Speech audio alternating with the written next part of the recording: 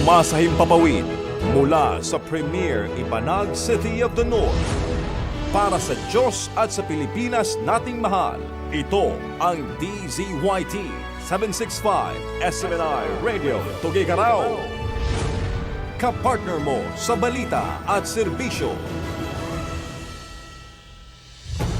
Mga balita, impormasyon, serbisyo at inspirasyon dito lang sa DZYT 765 SMNR Radio Tuguegarao. SMNR Radio News Blast.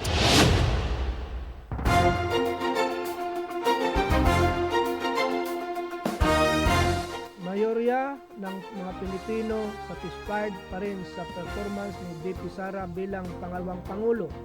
Mayorya ng mga Pilipino ay nasiyahan pa rin sa performance ni Vice President Sara Duterte.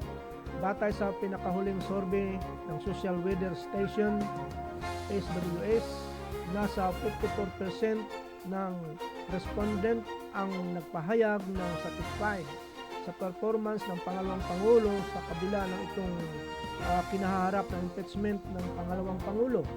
Habang nasa 25% lang ang respondents ang hindi nasiyahan sa performance ni VP Sara.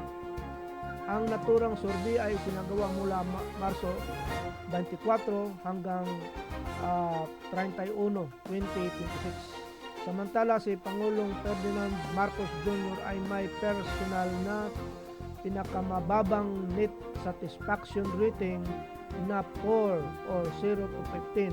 Katumbas ito ng 33% satisfied at 49% hindi satisfied.